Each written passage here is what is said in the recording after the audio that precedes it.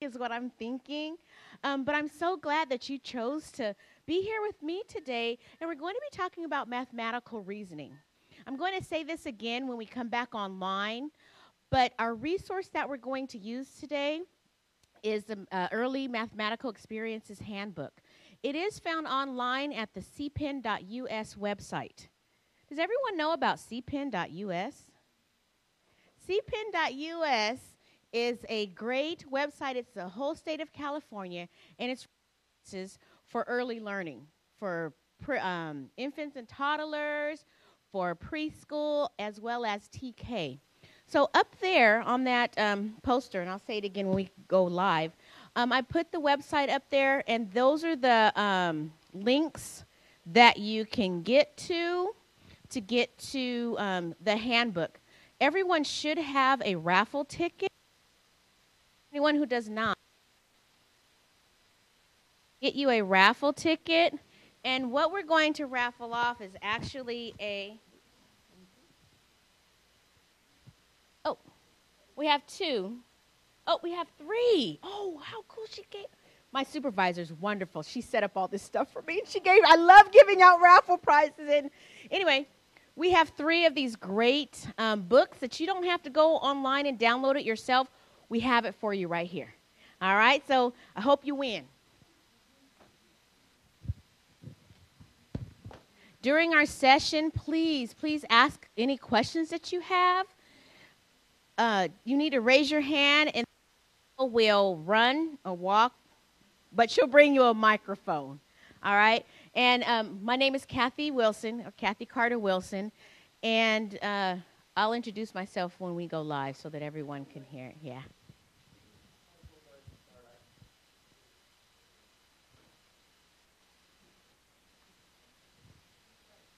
Okay, so we're going to go ahead and get started. Okay, so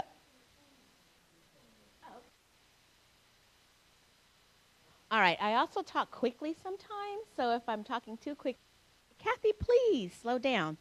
So again, my name is Kathy Carter Wilson, and I am here supporting or in the role of the California Preschool Instructional English Learner Lead for Region 3. So that's really nice because Yolo County is one of my counties that I support and serve. I have a couple of other jobs that I do. My full-time, I work in Elk Grove Unified School District as an English learner instructional coach. And then I also teach college. I teach early education classes for Los Rios Community College District. Okay? So again, welcome and thank you for coming and joining and spending time with me this afternoon. We have about 50 minutes together, so we're going to go quickly but thoroughly. For me, the way that I present is, as you can see, I like to walk around, and I like you all to do the same thing. So we're going to have a couple of activities where you're going to get up and you're going to walk around. I know it's pretty tight, but I know that we can maneuver and we can do it as well.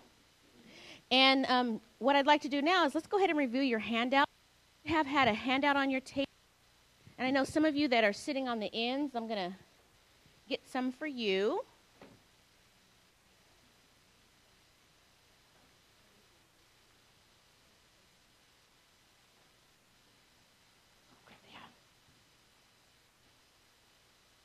So on the top is, pin, what is that? Evaluation, thank you. Almost forgot what it was. An evaluation. So, towards the end of our session, if you could fill one out. I know that you also have one for the entire session as well. The next handout that you have is a blue handout, and it's a really good read. It's how do we encourage preschoolers with emerging mathematical skills. We talked about that earlier, how we can support, and the keynote speakers were great talking about that. The next handout that you have is a yellow handout, and that handout is talking about what is the language of logic and reasoning. Just words that we want to use in our conversation. What are some questions, some open-ended questions that we can use too when we're talking about reasoning and mathematical skills? Our last handout that we have is just use of children's book. And so you have a handout about that as well. On the back of the green handout. It's something that's really, really important, especially with our English learners. Vocabulary. And we're going to talk a little bit about vocabulary a little bit later, but I just want you to see on the back great list of vocabulary words that our children, I'm going to bring in too, that our families need to be exposed to and understand what they mean. So one of the main things that we know is that it's important to have foundational skills. We saw that in several of the videos earlier, but we need to make sure reasoning and number sense is something that our children really, really have foundational skills in. What's nice, Piaget, I love my Piaget. He said you can't teach mathematical reasoning. You have to learn through experimentation. You have to learn through norms. Children have to have a hands-on learning, right? That mathematical reasoning. It has to be sure that they have multiple exposures, right? And I say multiple exposure across particular areas.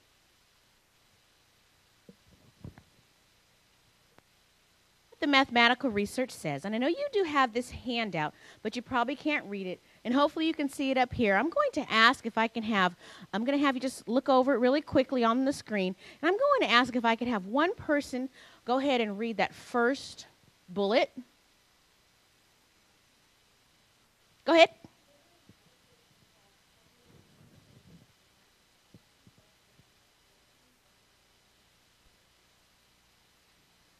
I forgot. You need a microphone. Data analysis involves formulating information and answering questions by collecting, organizing, and analyzing information. Yes. You need to understand data analysis, right? When they're working with mathematical reasoning, that's one of the important pieces that we have. If I could have someone go ahead and read that second bullet, and I'll bring you the microphone. Even in the early years, children need to have experiences that help them begin to develop clarity and precision in their thinking. Children need to understand why they're doing what they're doing and how they're doing what they're doing. Okay? And can I have someone go ahead and read the third bullet? Okay, I'll go ahead and do it. So it says most preschool children by at least 3 years of age show that they can solve problems involving simple addition and subtraction, often real objects or thinking about sets of objects. And we saw that earlier, right, with Megan, okay? 4 and 5-year-olds engage in advanced mathematical exploration in their play. So I always think about if we set it out, the children will come. Right? If we set it out, the children will do. We just need to make sure that we set it out, those open-ended activities. So we have to remember, too, we're not only modeling through our words, modeling through our actions as well. And it's Vygotsky. Whew, I love me some Vygotsky. Anyway, he says we have to tweak, advance, and make sure that we're enhancing and mathematical skills.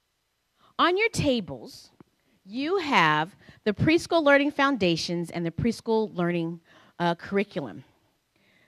The white book are the foundations, the preschool curriculum foundations. And what the preschool curriculum foundations do is they tell us what children are supposed to be doing between 48 and 60 months, what it could look like between 48 and 60 months in all of the domains of development. Your framework is kind of the how. How do we help children with those skills between 48 and 60 months? Everyone's seen these, right? All right, there's 3 volumes. They're also online. You can download. So, yeah, it's easier to download them. So what I'd like you to do is go ahead and look in the preschool learning foundations. And the slide that what does mathematical reasoning look like at 48 and around months? It's found on page 159. Stations. I could on table, so if you could kind of, but I'll what it says for 48 months. This is what children should be doing. Use mathematical thinking to solve problems that arise in their everyday environment. And how do they do that? They begin to apply simple mathematical strategies to solve problems in their environment. Now let's look what a 60-month age child is supposed to be doing or could be doing. Children are expanding the use of mathematical thinking to solve problems that arise in their everyday environment. And how do they do that? By identifying and applying a variety of mathematical strategies to solve problems in that environment. Part of some of the things that we're thinking about are they're developing their strategies and thinking about the other domains of math, such as numbers. Children are alphabetized. We're thinking about algebra to classify. When we're thinking about measurement, one of the things that we can really do or use when we're teaching our children about measurement are books. You have something on your table with rulers, and even though there's numbers on the rulers, we don't use those numbers with children, right? We could use a ruler and use the other side. We could use a rubber band. We can use yarn as well to help with math.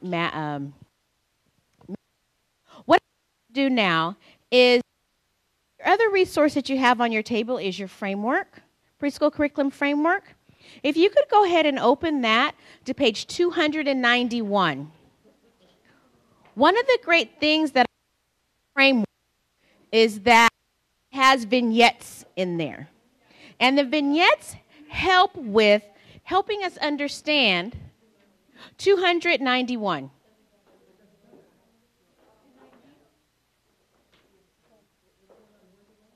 No, preschool curriculum framework.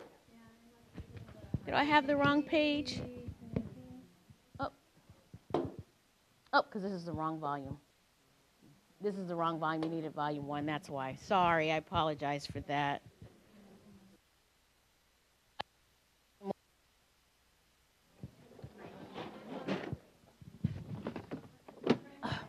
Those of you who have volume 3, it's not going to work for you. It's a totally different domain. I do have my volume 1. You are welcome to look at. Okay. My advisor played a good, didn't she? All right. So anyway, let me tell you. So there is a vignette, and those who don't have the book, I can just share with you what the vignette is. So it's the vignette that's on page 291, and essentially over it as we have 5 shovels, but missing. We have 3. How many more are missing? And the kids had to figure out how many more shovels were missing and how many more they needed. And then she asks some other open-ended questions for that child. One thing I really like about the preschool curriculum framework is that it gives you real-life experiences in terms of how and what do the specific domains and examples look like. Mathematical reasoning is integrated across all mathematical domains, whether we're talking about number sense, algebra and functions, measurement, or geometry.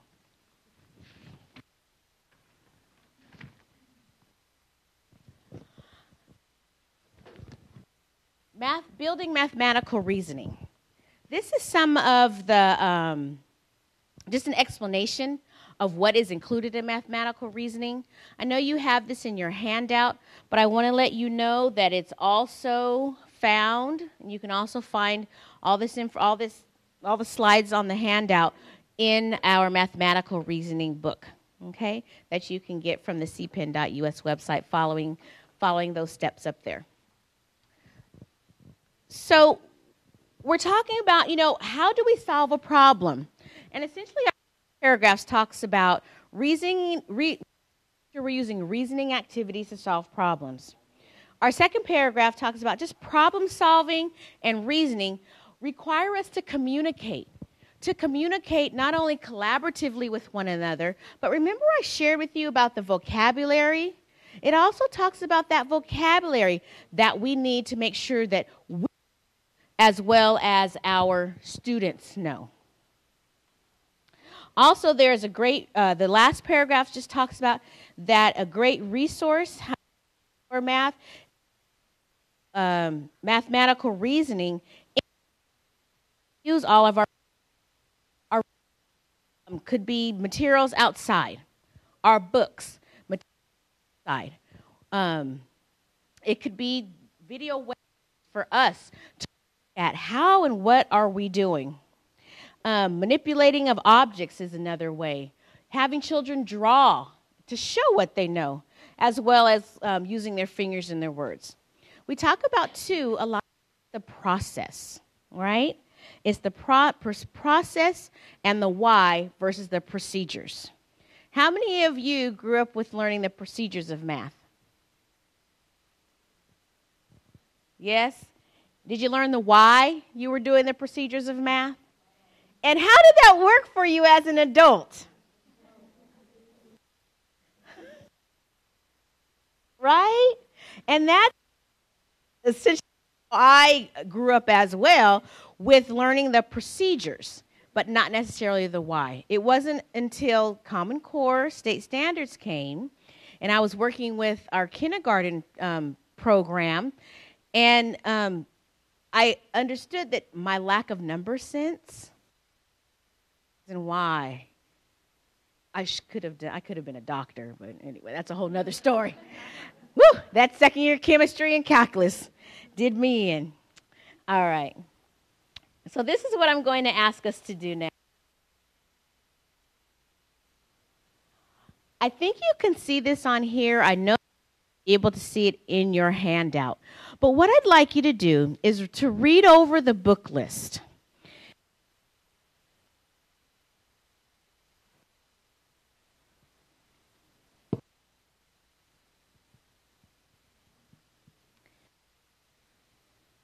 And I'll go ahead and read it. It's 10 peros en la tienda. Crafts, 10 black dots, just graph it. More, fewer, less.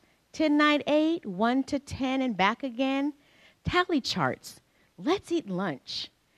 Each orange has 8 slices. 12 ways to get to 11. 10 flashing fireflies. The doorbell rang. Shoes, shoes, shoes, and who's hiding?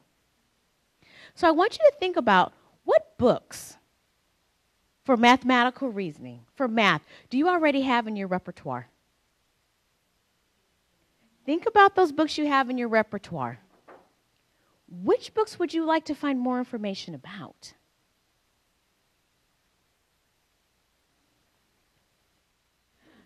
Ones that you already have in your repertoire? Great, you have them. But if there's a title up there about, please go ahead and write that down quickly, and then we'll move on.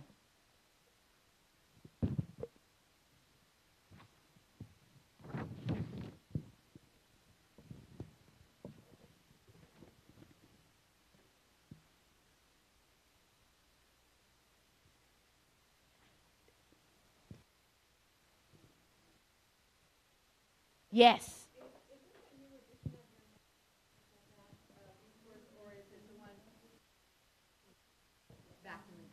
Okay. This is, I want to say it's a little bit revised from a few years ago. Yes.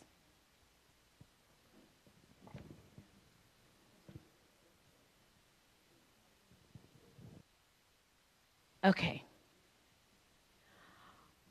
There's also really nice about this calendar of events.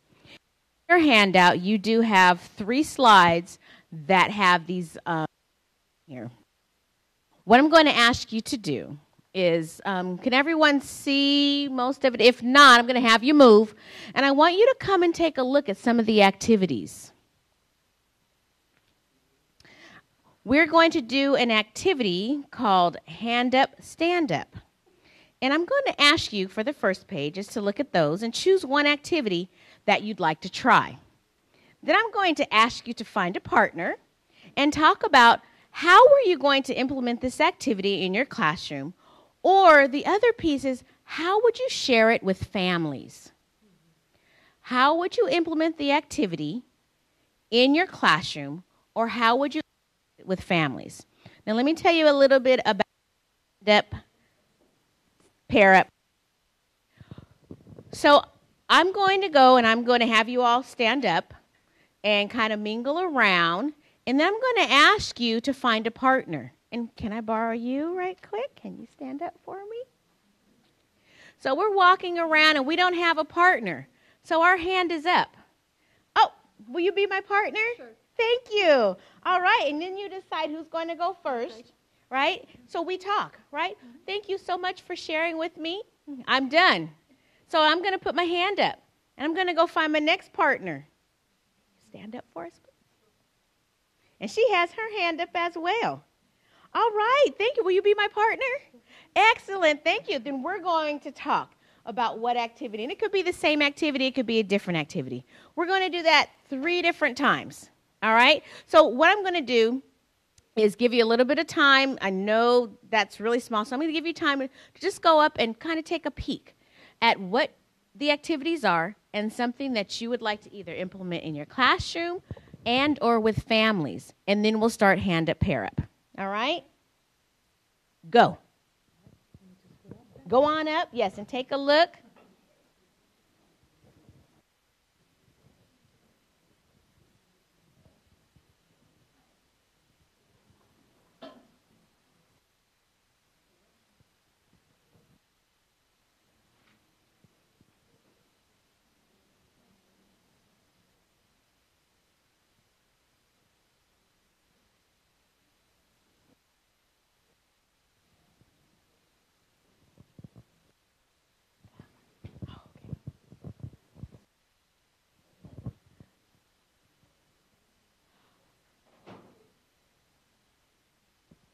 All right, take about 15 more seconds to look.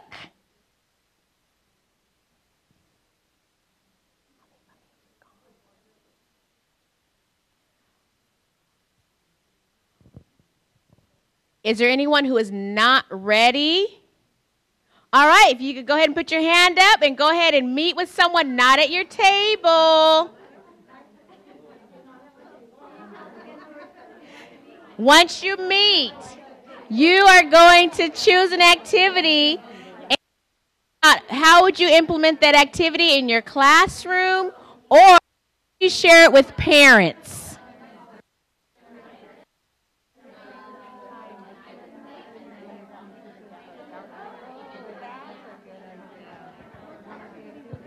Excellent.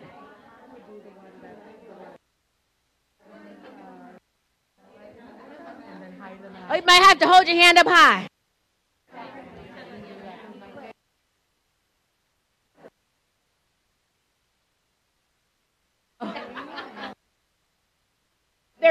They're up there. Yes, I think they're moving around. All right, remember, put your hand up when you're finished talking with your partner. Yes. She doesn't have a partner. She doesn't have a partner.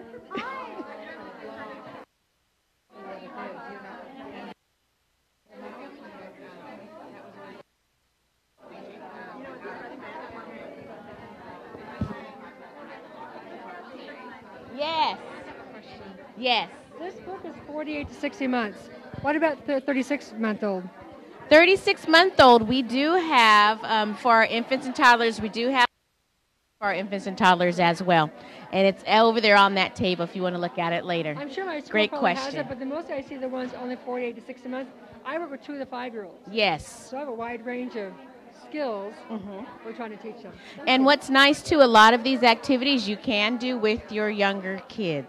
Well, the hopping one, absolutely. Yes. Oh, yeah. yeah. I play a game called Abracadabra. Yes. And you put things, put a towel over it, and you pull it off, say yes. which one's missing. What's missing. Excellent.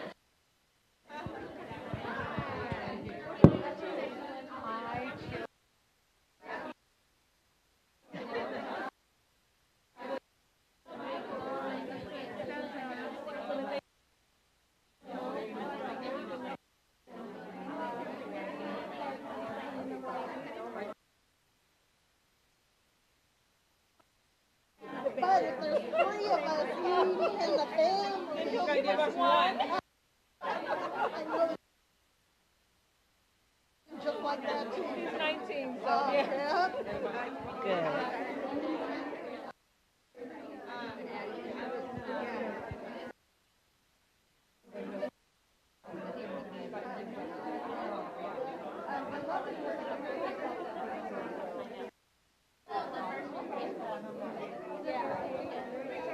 Three times. One more time. Yes. All right. Take one more minute to finish up.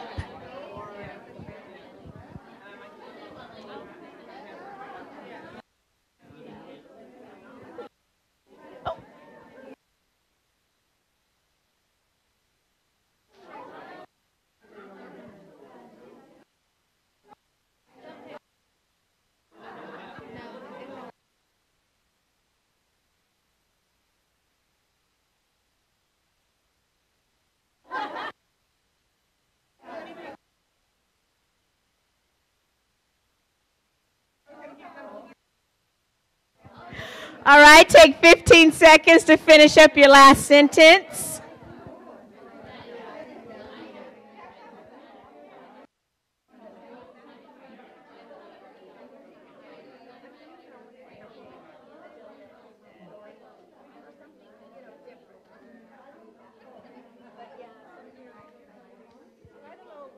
Someone was saying if you highlight a board, you're the only one on live stream, by the way. Oh, I'm recording this.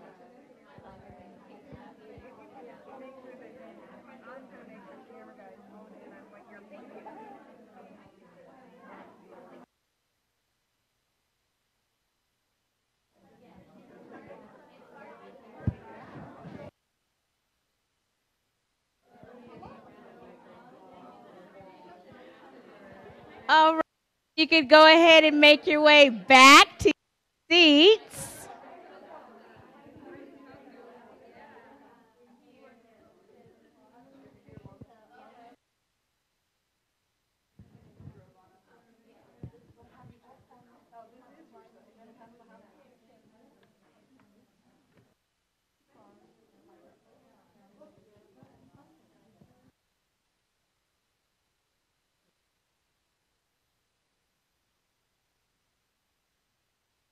Up here.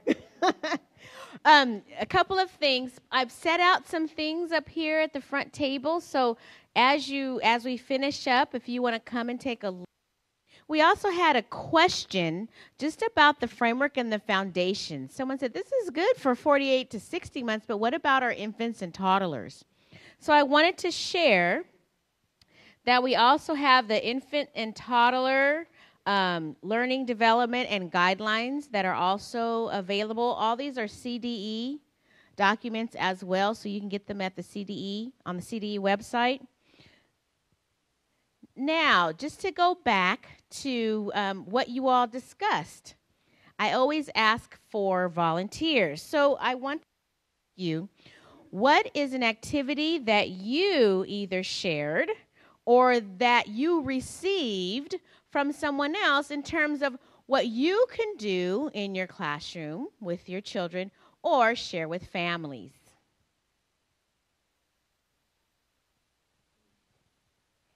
Thank you.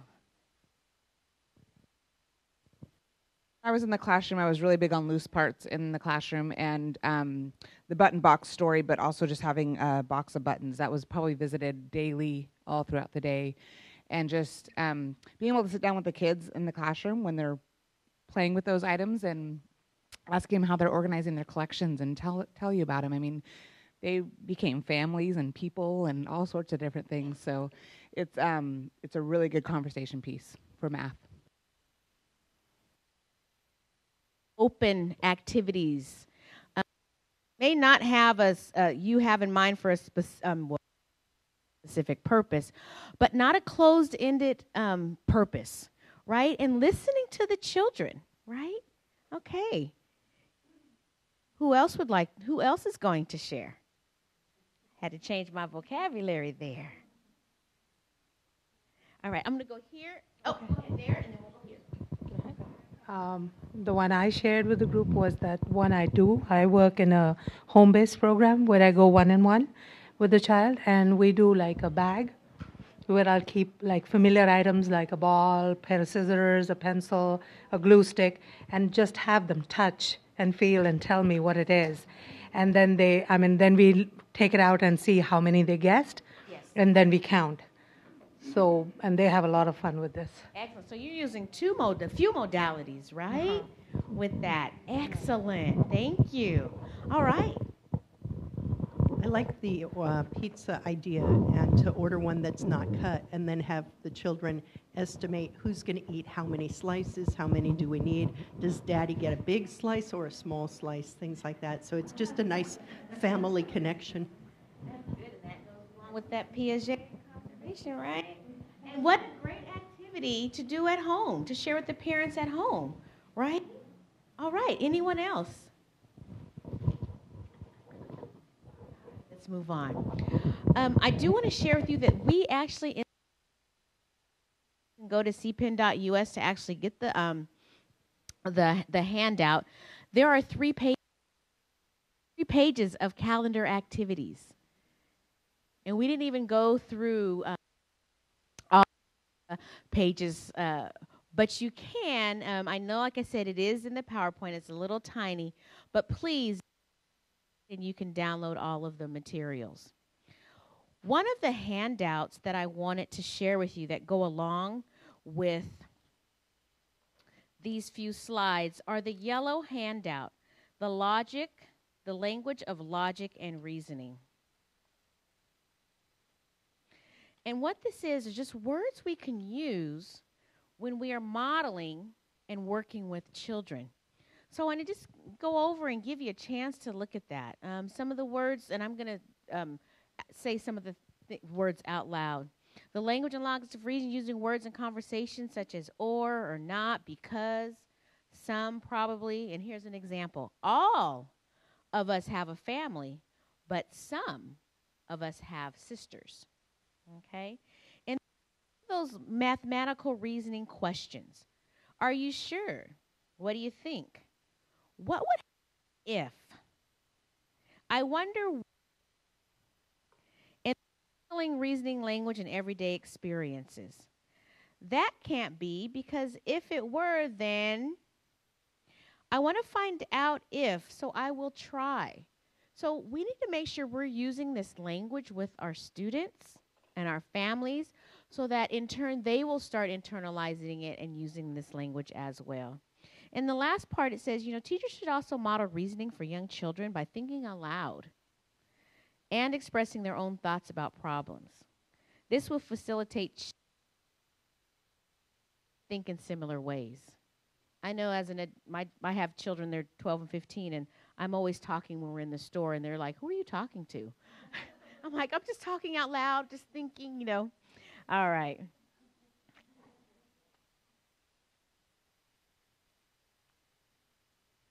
So what we're going to do now is I'm going to have you look at just some mathematical reasoning questions to reflect and engage in after you complete activities with children.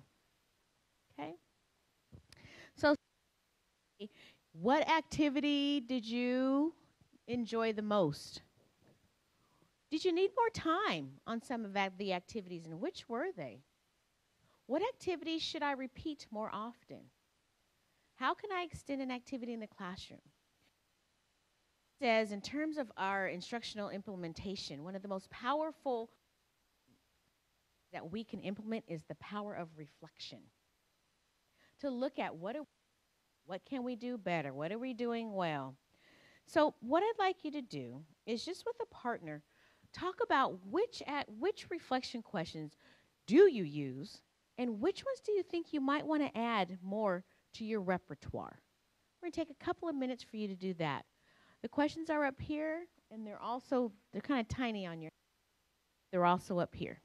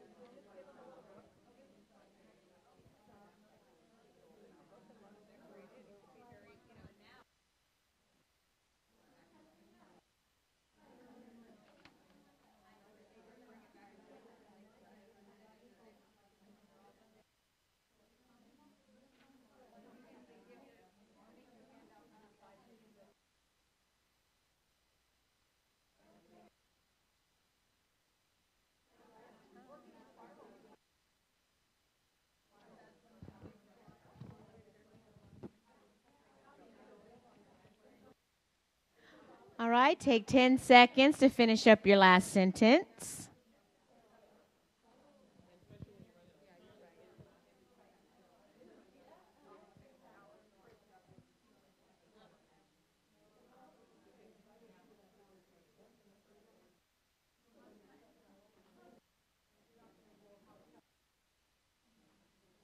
All right, if I can have everyone's eyes and ears and hearts back up here.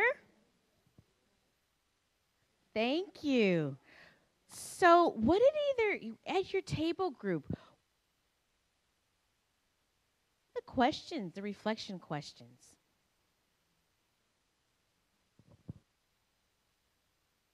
Well, we talked generally about the giving teachers the opportunity to reflect.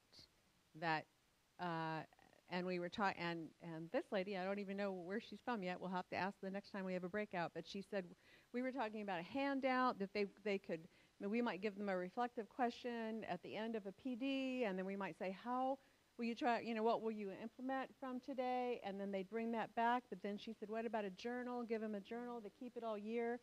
Nobody else looks at the journal. It's theirs. And then you just add to the reflective questioning, and there's always an opportunity during the PD for them to use that journal. You're talking about a PD within your organization. So it's an ongoing PD. Excellent. That's a good idea. It's an excellent idea. Professional development or professional learning. Yes. Yes. Thank you. All right. Any questions? All right, let's go ahead and get into the blue handout. I just want to go over this blue handout with you.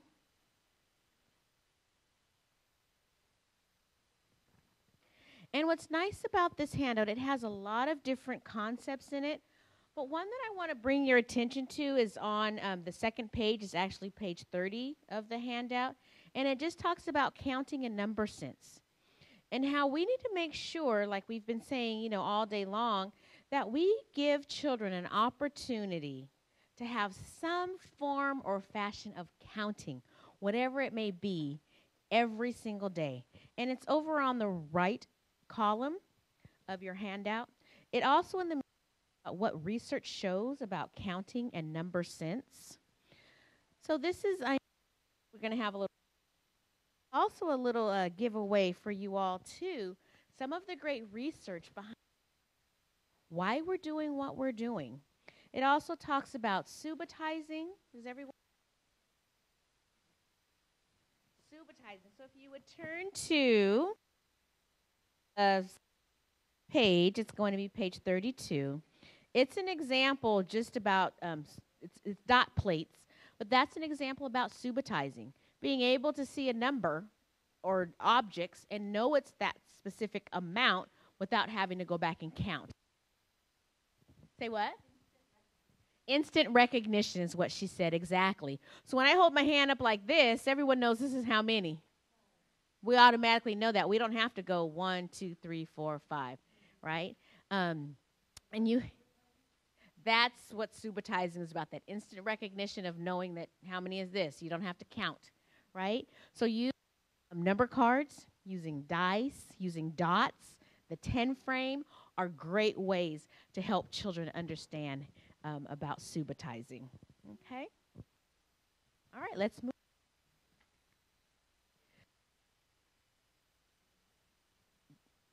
We talked about vocabulary. These are some glossary of terms that are in your preschool, they're in the handout, but also in your preschool learning foundations. Preschool learning foundations. If you want to pull that out, and I'll just let you know it's on page 167 if you want to write that down. So page 167 on the preschool learning foundation. There are 6 terms, but these terms are for teachers only. We have some terms that families need to know, but this one is for teachers only, and it also has a definition. 6 terms. Attribute, cardinality,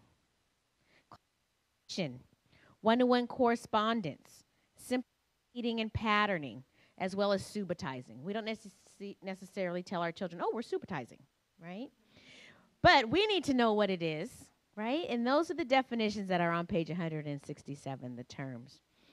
Also, so you can see these are the glossary of terms, and in the handout, the glossary of terms are terms we should be using with children.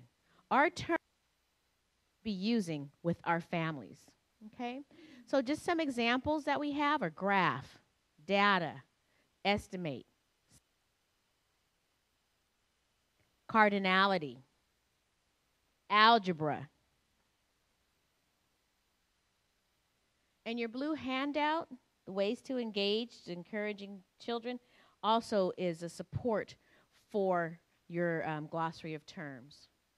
You have line symmetry, repeating pattern, predict. That's one that, and a lot of these words that we're talking about can go across curricular areas. We have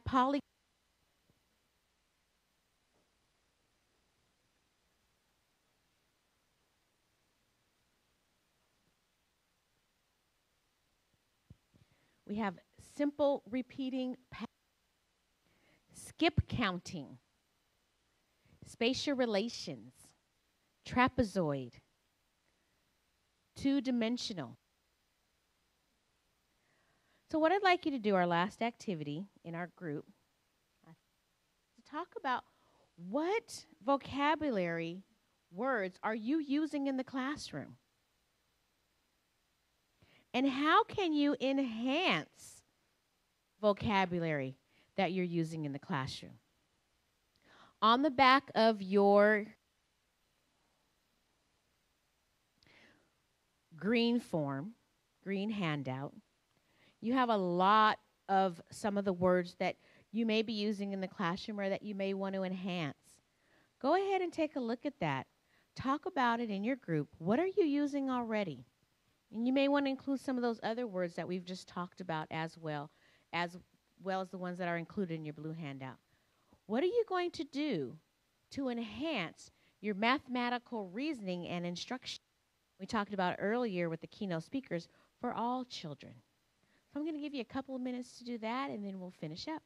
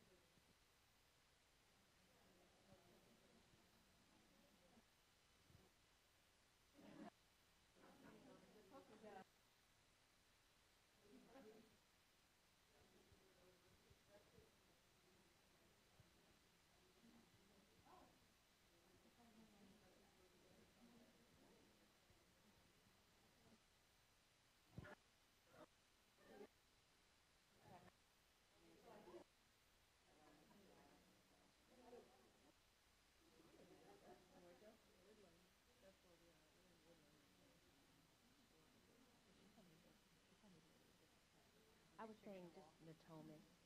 Oh, yeah. Yeah, closer to the. Oh, yeah.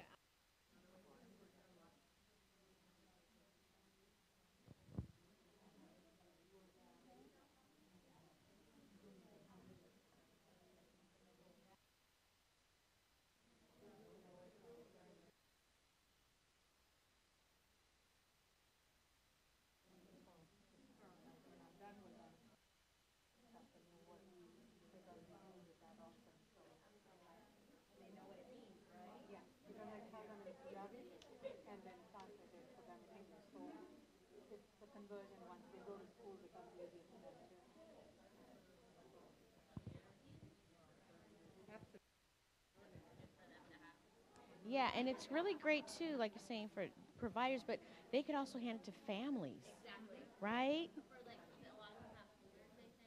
Yes. Yes. Wow. Oh, okay. Good. Good. One more minute.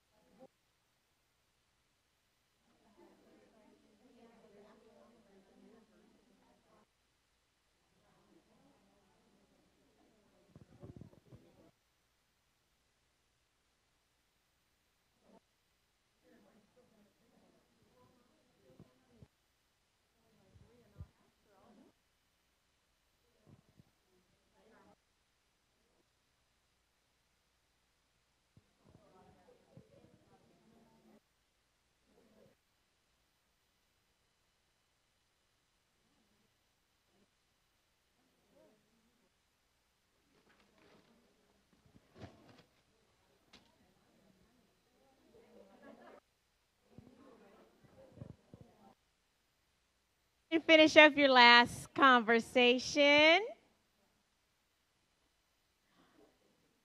All right.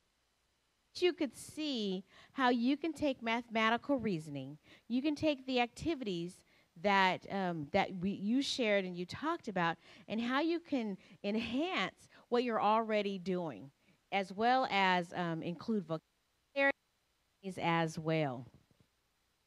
Anyone would like to share that they talked about in their group?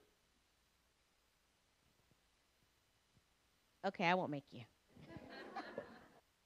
Have a long wait time. All right, yes. We were just talking about how we do math with the kids all the time, but we don't necessarily use the correct terms, and so that we can teach them the words, and we. Yes. And when you start using the vocabulary, guess who start using the vocabulary? Children. And I'm going to let you know it's really important. We have the keynote about math talks. It's really important, too, to use that vocabulary. When your children start describing what they're doing in math, they can use those terms. So good. Good. All right. So let's go ahead and finish up. I just wanted to show you just some of our, we do have some of your website resources that are in your handout. Let's talk about this building block, kitchen preschoolers, math resources, www.math.com, as well as mathematic activities from .ed.gov. PBS Kids is a great website, as well as the National Council of Teachers of Mathematics.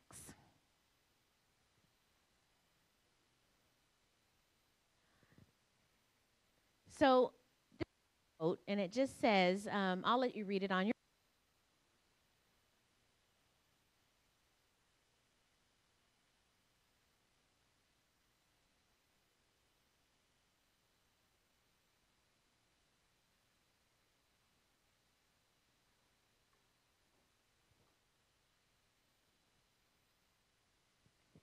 As you read this quote, I want you to think our children that we serve every single day. How important for them. Then I want you to think about yourself. How does this apply to you?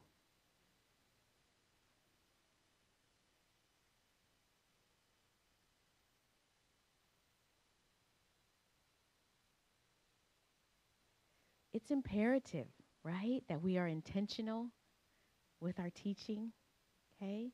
That we make sure that we know our forward.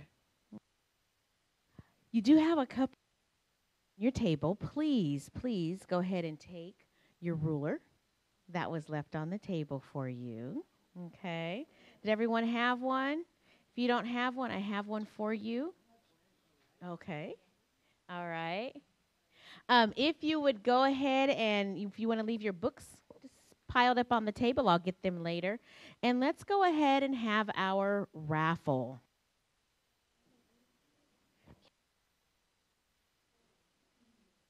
All right.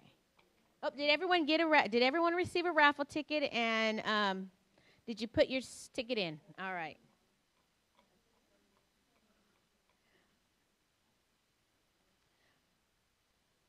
All right, so here's the first one. The last three numbers are 462. All right. Oh, here you go. You're welcome.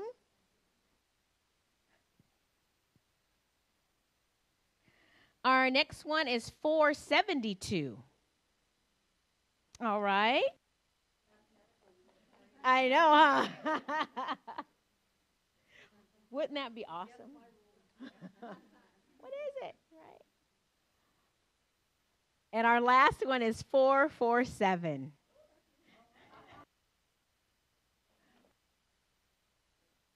You're welcome. Again, I want to thank you all for joining me this afternoon.